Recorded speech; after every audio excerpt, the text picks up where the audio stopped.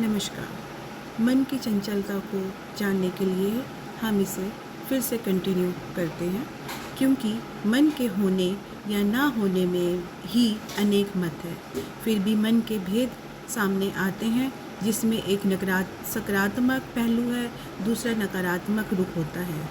जैसे मन और आत्मा, चेतना और अचेतन, तार्किक और अतार्किक बाह्य और आंतरिक, इन भेदों के बारे में हम अन्यत्र चर्चा करेंगे। अभी तो जैसे कि पहले बताया गया कि गतिशील संसार का शाश्वत नियम है, तो लेकिन सृष्टि के अन्य नियमों को भी हम अनदेखा नहीं कर सकते। और वह नियम गतिशीलता का अवरोध यानी जड़ता अर्थात ठहराव, और आज कोरोना के बहाने ही सही प्रकृति भी वर्ल्ड वाइड लॉकडाउन को आधार बनाकर अपने इस दूसरे नियम का पालन कर रही है, जिससे अपने पंचभूतों का संतुलन स्थापित कर वसुधा को पुनः नवजीवन प्रदान कर सके और प्राणियों में शुद्ध सात्विक रक्त का संचार कर सके। गति के नियम के कारण ही संसार में हर चीज़ गतिशील है। जैसे मन भी बहुत चंचल है, और जब वह बहना शुरू होता है तब बहता ही चला जाता है, और एक स्थिति में एक ही भाव में बहने की स्थिति की वजह ऐसे व्यक्ति को अन्य व्यक्ति पागल की उपाधि भी दे देते हैं। इसी प्रकार हवा, झरने, नदी आदि सब बह रहे हैं, चल रहे हैं। बहने या चलने के कारण ही ताल मिले नदी के जल में, नदी मिले सागर में, सागर मिले कौन से जल में, ये तो कोई जाने ना। क्योंकि सागर चलता नहीं है, बहता नहीं है, बस ठहरा रहता है एक ही जगह। अगर सागर भी बहना शुरू कर दे अपनी सीमा से बाहर, तो जल जला आ जाएगा, भयंकर तबाही आ जाएगी। ठीक इसी प्रकार आज के माहौल में झरने, नदी आदि के प्रतीक वो लोग जो अन्यों की उनकी सहूलियत के अनुसार जरूरी सेवाएं उपलब्ध कराने में कार्य में लगे हैं, तो उनको बहने दो, चलने दो, घर से बाहर निकलने दो, क्योंकि उनका चलना, निकलना, बहना अन्य लोगों के जीवन के लिए बहुत ज़रूरी है।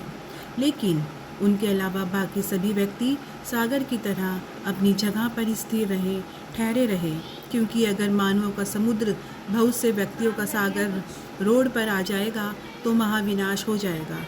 कोरोना सबको लील जाएगा, भयंकर सैलाब के रूप में महामारी, और सदा सर्वव्यापक हो जाएगी, अनियंत्रित हो जाएगी। तभी तो हमें सागर बनने की ज़रूरत है, एक जगह ही ठहरने की ज़रूरत है। आज नदी, नाले, झरने बनकर बहने या चलने की ज़रूरत नहीं है, क्योंकि नदियों में तो केवल नाव या कश्ती ही चल सकती है। बड़े बड़े जहाज़ तो समुद्र में ही चलते हैं। आज हमारे मन में उथल पुथल चलती रही होगी, हम बहना चाहते होंगे, भावनाओं के तूफान में हमारे कदम हमें निकालना चाहते होंगे। अपने घर से बाहर चले कदमी के करने के लिए, अपनी सीमाओं से बाहर भागने के लिए, क्योंकि मन का स्वभाव ही है चंचलता, और मन बंधना नहीं चाहता किसी भी प्रकार के बंधन में। चंचलता और मन बंधना नहीं चाहता किसी भी प्रकार के बंधन में। अतः मन को जिस चीज़ के लिए मना किया जाए वह उसके विपरीत ही काम करना चाहता है। अगर मन को कहा जाए कि रुकना है, घर से बाहर नहीं जाना, लेकिन मन उसका उल्टा ही करना चाहता है। इसलिए आज वो फड़फड़ा रहा है बंधन से मुक्त होने के लिए, दोबारा बाहर जाने के लिए, सबके जीवन से खिलवाड़ करने के लिए।